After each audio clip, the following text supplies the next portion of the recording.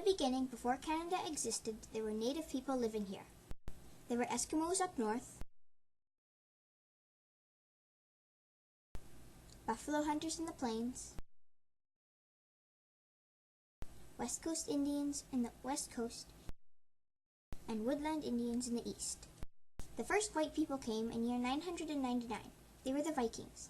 They came from Greenland and went to Newfoundland. The Vikings only stayed 3 years because of the trouble with the natives. The first white child to be born in Canada was a Viking boy called Snorri. Next came a bunch of explorers. John Cabot from England in 1407, Jacques Cartier in 1534, and later Samuel de Champlain from France in 1603. Samuel de Champlain built a habitation and stayed there. Soon after the explorers came, the fur trade began. The natives traded animal furs for stuff from the whites, such as pots, pans, and knives. Next came Maisonneuve, who brought some missionaries. They wanted to tell the natives about Jesus. When they got to Quebec, the governor was shocked. "Don't go too far, the Iroquois will attack," he warned. But the missionaries didn't listen. They would go even if every tree turned into an Iroquois. In 1649, more missionaries came and went all the way to the Huron Indians. The Hurons were friendly and liked to hear the missionaries, but the Iroquois were jealous and attacked and burnt the Huron villages and killed the missionaries. No one dared to trade with the French after this. The Iroquois kept on attacking the French, and finally the French sent an army to defend the French camps. The trouble with the Iroquois lasted until Frontenac arrived to become governor at Quebec. He attacked the Iroquois and made peace. Because of the peace, more people began to come from France to live there.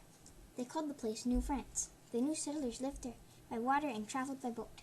People called coureurs de bois would travel inland by canoe and bring furs to the coast, where they would be brought to France by and be sold. Hudson Bay is discovered. The French bring their furs to Hudson Bay, and the furs go on a boat from there.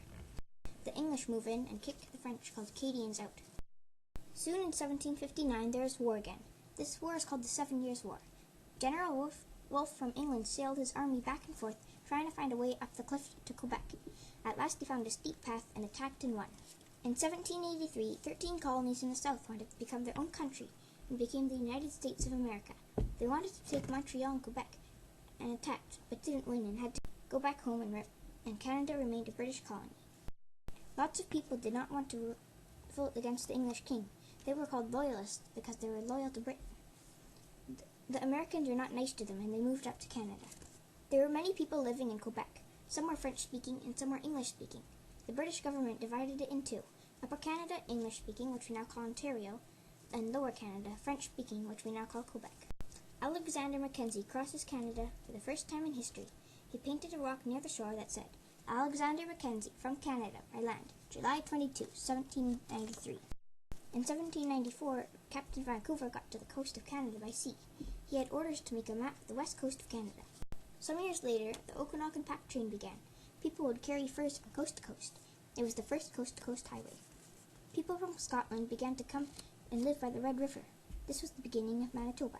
Suddenly, there was war again between Canada and the U.S. They were angry with Britain, and Britain was busy fighting against France. The Americans thought it would be easy to take Upper Canada because there are so many American settlers there.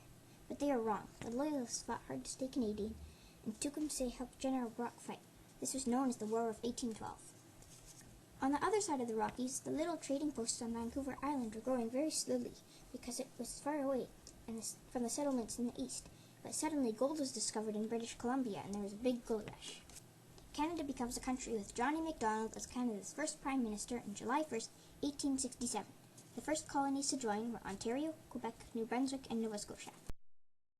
Next, Manitoba joins in 1870. Then British Columbia joins with the promise of a cross-Canada railway in 1871. And finally, Prince Edward Island joins in 1873. The Northwest Mounted Police, now called Royal Canadian Mounted Police, or RCMP, patrol the prairies. In 1885, the Cross-Canada Railway is finally complete, and more people are moving into the prairies. Most of them live by the railway, so they have transportation. There is no trees in the prairies, so they dig their houses underground.